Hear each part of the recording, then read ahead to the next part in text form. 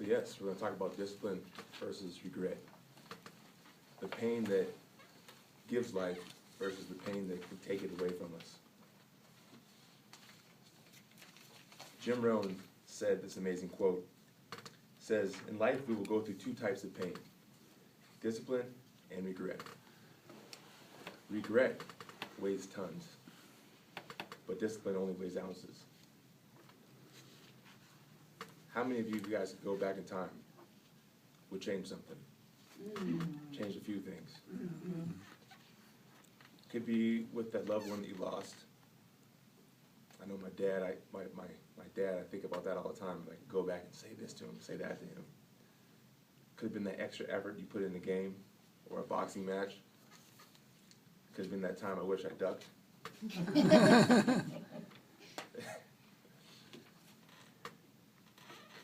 But we all have those things called regret. When we play small in life, when we do not what we know we can do, we allow fear to come in there and plant those seeds. And those seeds can sometimes grow into redwoods. And when those redwoods grow, we have trouble. So what is regret? What actually is regret? I'm not going to speak from the Webster's Dictionary, but I'm just going to tell you from my experiences that it's a feeling of incompleteness. It's a feeling of just being incomplete. It can be regret, knowing that you could have done more at times and you didn't. It could be a feeling of shame. What regret does is that it disempowers us and takes away our personal power by using fear.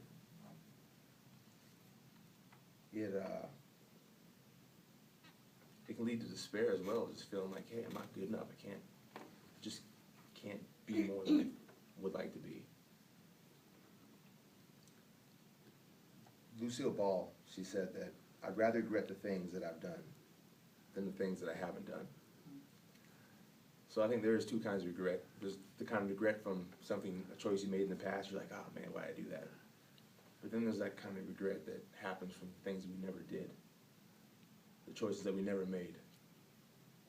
The girl that you never talked to. Or guy, whatever. The shot that you never took. Dr. Howard Thurman, he's a mentor to Martin Luther King, and he was also a friend and advisor to Mahatma Gandhi. He said that the ideal scenario for a person to be in their deathbed would be to be surrounded by the friends and loved ones, all the people that mean something to you in life. But the most unideal would be surrounded by your dreams, your hopes, your aspirations, your gifts, all the gifts that you never gave to the world that you just kept inside. And they're around your bed looking at you saying, why didn't you let us out? Why didn't you give us life? Now we have to die with you. Les Brown, motivational speaker, said the most wealthy place on earth is the cemetery, because that's where the most amazing innovations that the world's never seen have been buried with the people that never brought them out. But I'm not trying to dampen you guys with all this regret talk. But we are going to talk about some kind of pain and discomfort. But the next kind is discipline. Simple pain of discipline. The pain that weighs ounces as opposed to tons. So what is discipline? I wrote that discipline is pain or discomfort that we put ourselves through voluntarily in order to condition ourselves to perform in a certain way. Discipline is, well, let's talk about boxing. Why not? You work out 6 to 7 days a week, depending on what you're training for. 2 to 3 hours a day. You beat your body up. I mean, you literally beat your body up. It's rigorous. You got to jump rope for 15 minutes plus, because you got to have your legs. Your legs feed the wolf in boxing. You got to do your core exercises. Well, because you don't get hit in the stomach, but also because you just got to keep your core strong so you can throw combinations and stay composed. Got to keep your core strong. Then you got to hit the heavy bag, because you got to strengthen your shoulders. So you got to punch the bag until your arms are going to feel like they're going to fall off, so you can't lift them up anymore. Then you got to get on the speed bag so you get the eye-hand coordination, so you know what you're punching at. Then you got to get on the mitts, the coach's mitts. He's got to mitt you and show you, make sure you're throwing the proper combinations the right way so you can distribute the most power, stay balanced. Then you gotta put the headgear on, you gotta put the gloves on. You gotta get into the ring, because that's the closest way that you can train to the real thing, which is actually in a fight.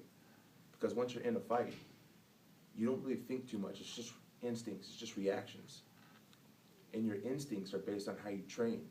Your instincts are created by the way that you train.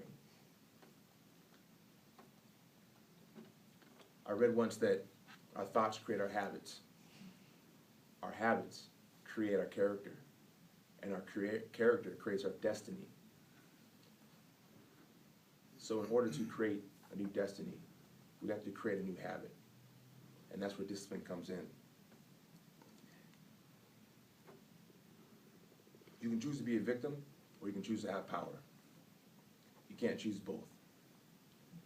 You can either drive the car, or you can sit in the passenger seat. But you can't do both. Discipline, it brings us fulfillment. It brings us satisfaction. It can also bring a type of certainty in our life. Regret is just a consequence. Regret is a consequence. Discipline is a choice. In life, we're going to fight many battles. We're going to lose many, many battles.